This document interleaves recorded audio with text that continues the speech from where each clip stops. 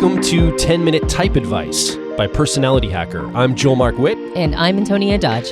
This show features questions from the Personality Hacker community that we answer in about 10 minutes. We've been using personality types in our coaching for years, and we'd love to answer your questions about personal growth through the lens of type. You can find out more about us at personalityhacker.com. Okay, now let's hear today's question. Hey, Antonia. Hi, Joel. Let's start with the obvious, which is I'm obsessed with your podcast and all of your work. It's just fascinating. And this is a brilliant idea, too, using SpeakPipe. I'll have to use it for my own stuff. What I've noticed is that it can be so much more comfortable to stay in a really mediocre state of mind or even to struggle. I feel like struggle can be addictive. So I'm a life coach. And in my experience, I've found that feeling good can be isolating and can take me to a place where I'm unrelatable, or there's just something that's much less comfortable about staying at that high. What's behind that? Why is success and why is happiness at times so much less comfortable than normalcy, mediocrity? Anywho, thank you for listening to this and keep doing what you're doing. Love what you do. Bye. Thanks, Katie, for the question. Man, this is a good question. It does feel like some people, they have a hard time with good things in their life. They have a hard time when there's no struggle. It can be a big challenge for many of us. I think I struggle with this too. I struggle with this. I use the word struggle again. I think that struggle is something that we feel alive around. It feels like for a lot of us, if we don't have something we're striving for or struggling against, it's like, what are we doing? I mean, I think that's where the book Flow by Mihai Csikszentmihalyi, being in a flow state, you have a little bit of struggle. You have some tension point of something that's just beyond your competency, but it's not so far beyond your competency that it demoralizes you. But it's enough of a challenge that you have to kind of push yourself a little bit. And that's that sweet spot of creating flow, and you feel good about it and you're in the zone. I don't think you're actually talking about, though. I don't think you're talking about the challenge that we have, the normal challenges. I think that's healthy and good. I think what you're speaking to, Katie, is this notion that people, even when things are going well in their lives, we sometimes sabotage that or we run back to something that we know. It's more familiar. And I think this really comes down to this concept of set points, spike points, and drop points in our life. If you have a thermostat in your house, if you live in a climate where you have air conditioning or heat, you know what a thermostat is. It regulates the temperature of your home that you live in. And we make a set point on that thermostat for whatever degree we feel comfortable, whether it's summer or winter. And then the air conditioning or the heat kicks on to keep the room temperature around the zone of that set point. Now, sometimes it gets hotter, it spikes, it has a spike point in temperature. Sometimes it lowers and gets colder. But the goal of that thermostat is to always bring everything back to the center point that you've set it at to keep the temperature around the degrees that make you feel comfortable in that environment. I think our lives work very similarly. I think we have set points in our emotions, in our thoughts, in the way we behave, what we like, what we don't like. We have these moments where we set something, and often we don't revisit that set point. Even during personal growth or downtimes or uptimes, the set point is the same. We have these spike moments, maybe good things in our life, or these drop moments where things are really challenging. But that set point usually sticks around where we intentionally put it, or maybe unconsciously put it. It just ends up there. So I think really with that metaphor in mind, we could talk a little bit about maybe ways to increase that set point, to regulate it upwards so that those spike points are more the normal setting. They're not so high up, and we don't feel as humans the compulsion to come back to the point we feel most comfortable at. We're stretching ourselves and growing ourselves. And I think this is the metaphor I use in my life to increase that movement upward. I also, I think I got a little bit of a different sense of what Katie might have been talking about as well. I think what you're talking about is like whatever, we're always trying to reach homeostasis, and we kind of define homeostasis differently for each of us, but we're always trying to find it, right? We're always trying to go back to whatever that set point is. Well, and what we've done yesterday, we'll probably do tomorrow. Our homeostasis is like, if I'm an activist for cause A and cause A gets solved, my set point is to be an activist for a cause. Now I just need another letter to put in there. I got to do cause B now because that's where my set point is. Yeah. There's this sense of, and I think identity comes in here too. This is who I am. And role person merger comes in here, which role person merger is your identity gets intrinsically woven into the things you do or the value you bring to the world.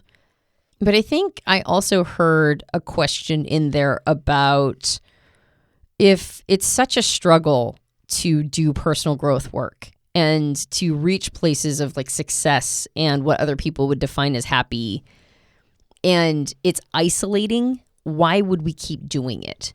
That I didn't quite... That's a big one. Yeah, I didn't hear that specific question, but I almost heard a circling of the drain around that question. Yeah. Like, what's the point? If we're going to be... If it's easier to be homeostatic, like, are some of us just wired to keep pushing and struggling because that is our set point? But actually, if we were to take a step back and look at all of this work we've done, realize it's actually very isolating. So why are we doing it? Yeah. Is there maybe some advantage to just not doing it anymore? What's funny is I actually had this conversation last night with two INTPs actually.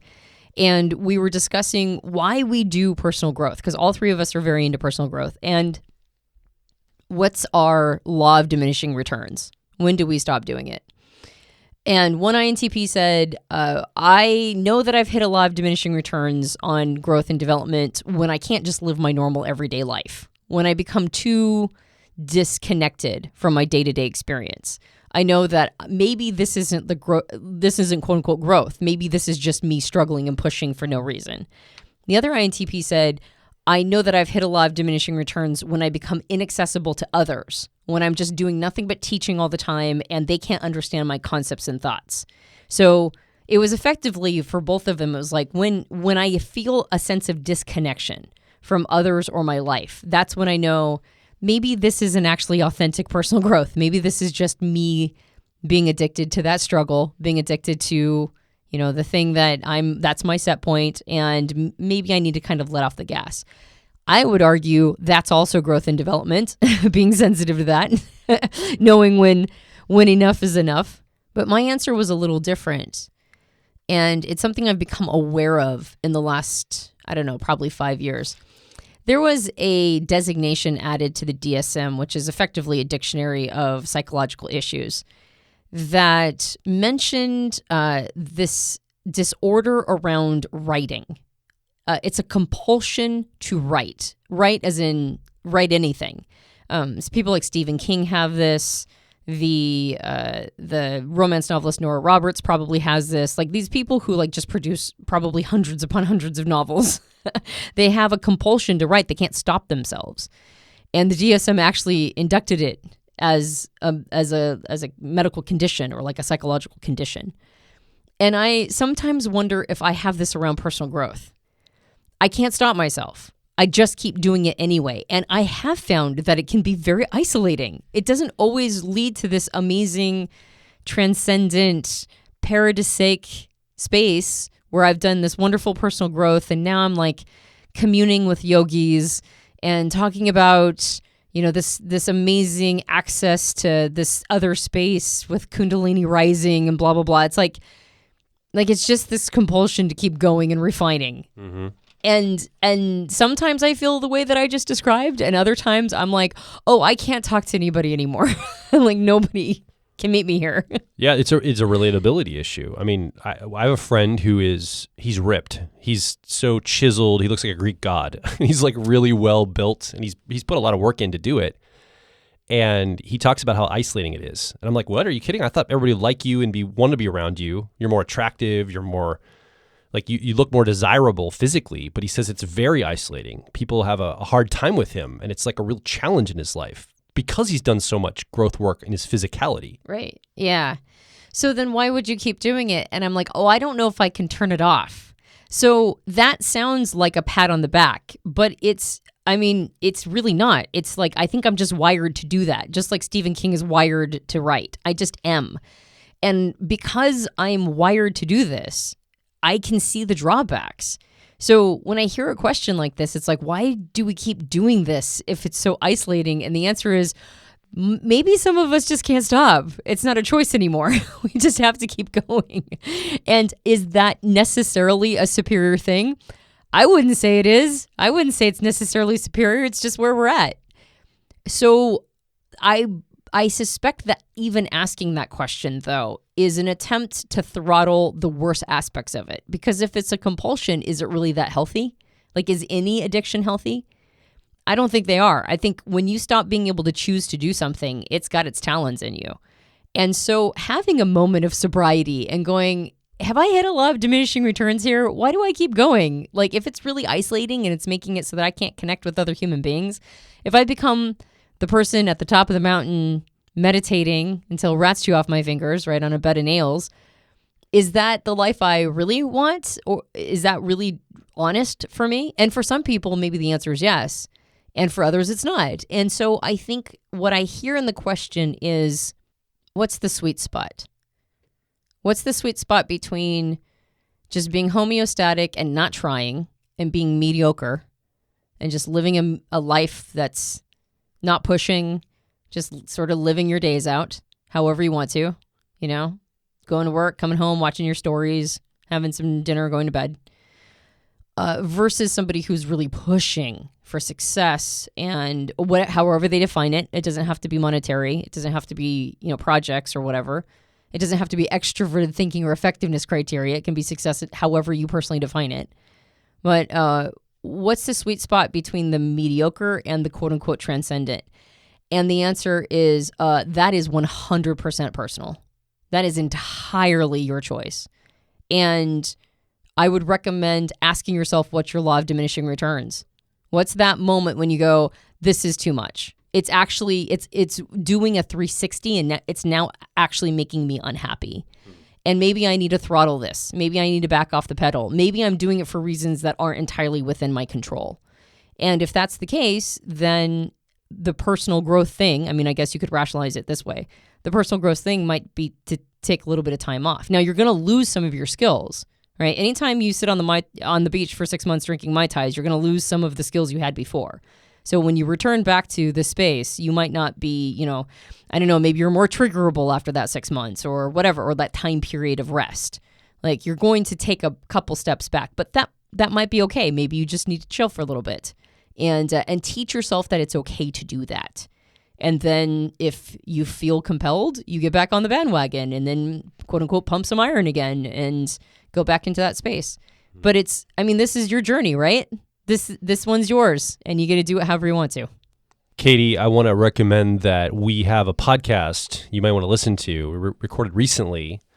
It's called Breaking Addiction to the Struggle. It's on our Made podcast, and it's almost an hour-long conversation around this specific topic. We talk about a lot of the aspects of this in more depth that I think you and other people listening might find really valuable. So thanks, Katie, so much for the question. You can ask your own question about personality types or personal growth. Visit personalityhacker.com/questions. We also have programs designed to help you with your personal growth through the lens of personality types. Again, visit personalityhacker.com and find the program that's made just for you. My name is Joel Mark Witt. And I'm Antonia Dodge. Thank you for listening to 10-Minute Type Advice by Personality Hacker. We'll talk with you on the next episode.